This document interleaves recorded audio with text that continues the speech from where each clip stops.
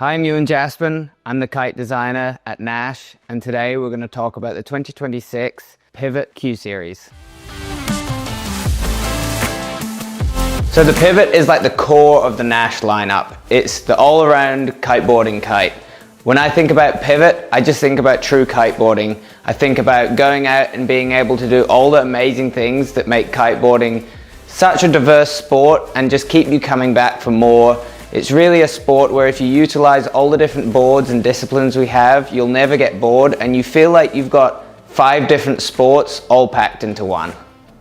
So after 10 iterations of the Pivot, moving into 2026, it's really hard to think what to improve. The Pivot is such a great kite. We want to keep the core of what has made people love the kite year after year, but at the same time, we want to make the best Pivot ever. So what we've done, we've looked back over the years and we've looked at parts of what we really enjoyed about every Pivot, and we've really focused on incorporating all these parts without losing anything. It's really a kite that you want to make as all-round as possible, and there's always going to be compromises when you try and go too far in one direction or the other, but for this year we really feel like we've maximized the potential of the Pivot in all areas. This year what we've really focused on is changing the materials and the leading edge. This has been quite a big undertaking.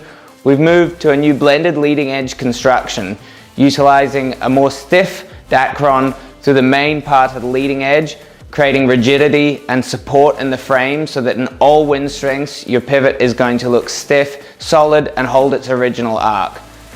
To increase the turning ability and save weight, so in the struts and wingtips, we've utilized a lighter, more flexible Dacron. What this allows the kite to do is twist and turn. Due to this rigid center of the kite, we needed to free the kite up a little bit into the wingtips and the struts so that you don't have that heavy feeling with a stiff leading edge. So what we've really come out with is the most solid Pivot of all time with a really nice light bar feel.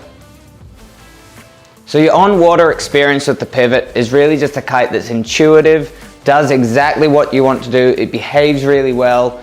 It doesn't backstall, it doesn't, fly somewhere you don't want, and you always know where it is even when you're not looking at the kite. This really allows the rider to progress from any stage in kiteboarding, from beginner level all the way up to top pro level.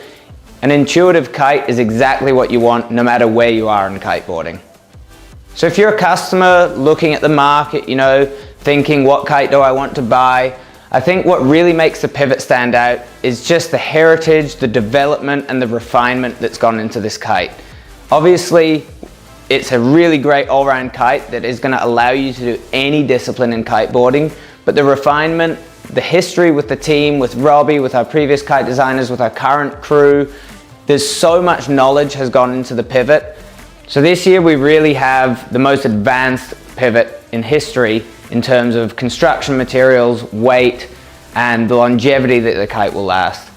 We have the SK99 bridle lines, which are super aerodynamic through the sky. They're really stiff, really low elongation, and they also break through the surface tension of the water really well on relaunch. We have new TPU bumpers which save weight and add really good durability to the kite when it's scuffing on the beach or something like that. We have seams going through the kite, diagonal load seams and the profile lock seam, which keep the canopy tight and transfer steering input throughout the kite as well, so you get a really nice crisp steering. And another great feature is the bridle adjustment on the Pivot, which lets you change between a high wind and a low wind setting. The high wind setting will help the kite fly further forward into the window and give it a little bit less sheet in and go, a little bit more D-power, whereas the low wind setting will keep the kite sitting back a little further, giving you that more low end grunt.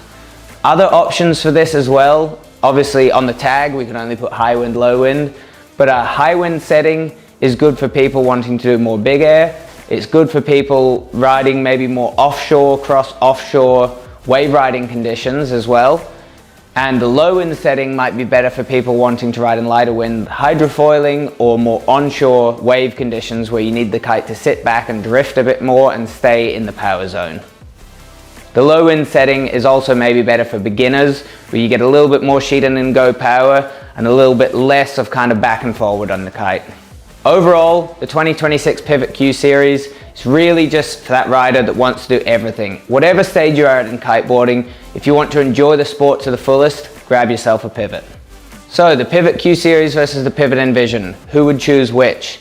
If you want a tried true, great bomber kite that does it all at a great price point and the highest quality construction on the market, you will go to the Pivot Q Series. If you want to turbocharge everything, get the best of the best, yes, it comes at a higher price tag, but if you're willing to pay for the highest performance on the market, go to the Pivot Envision.